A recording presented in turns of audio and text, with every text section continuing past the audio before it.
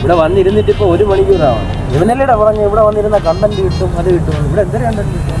അണ്ണാ ഇവിടെ വന്നിരുന്ന ചിന്തിച്ചാലല്ലേ കണ്ടന്റ് കിട്ടൂ. നമ്മളെന്തെങ്കിലും ചിന്തയില് എങ്കിപ്പോഴാണ് കണ്ടന്റ് വരും.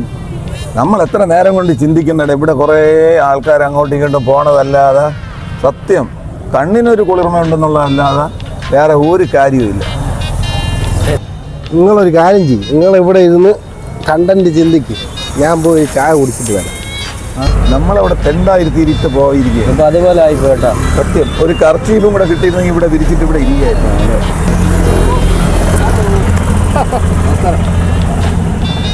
ആരുടെ ആടാ ബ്രോ എന്നെ മനസ്സിലായോ? എന്നെ മനസ്സിലായോ? ഇല്ല മനസ്സിലായല്ലേ?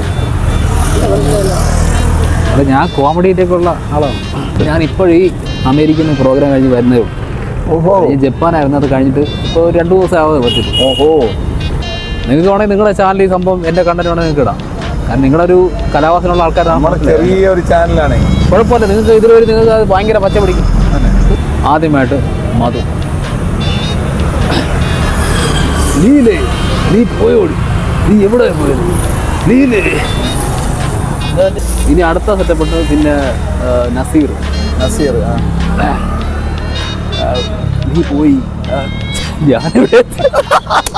അത് ഒരു രക്ഷയില്ല കേട്ടോ. ഇത് നിങ്ങളെൻ്റെ ഈ രസിച്ചിരിക്കാതെ ഇതുകൂടെ പിടിച്ചെടുക്കും. നിങ്ങൾ ആ ചാനലിട്ട് വേറെ വേറിലാക്കണ്ടേ? ചാനൽ നീ തന്നെ പൂട്ടണം. പൂട്ടണമെന്നല്ല, പൂട്ട് തുറക്കണം. ഇത് അവതരിപ്പിക്കും. யாருக்கிட்ட போய் பேசுங்களா, நீங்க கொஞ்சம் வரீங்களா, ஏ பிரியா யாருக்கிட்டாவது പോക. വർഷങ്ങളായിട്ട് ഇത് എവിടെ അവതരിപ്പിച്ചാലും കയ്യടി ഇഷ്ടംപോലെ കിട്ടുന്നതാണ്. ഇതാണ് ഏറ്റവും സൂപ്പർ ആയിട്ടാണ്. തുടങ്ങട്ടെ. ഓർമ്മയുണ്ടോ ഈ മുഖം? ഓർമ്മ കാണില്ലെന്ന് എനിക്ക് അറിയാം. ഇവിടെ ഒരു നോക്കും തോന്നിക്കുന്നടാ.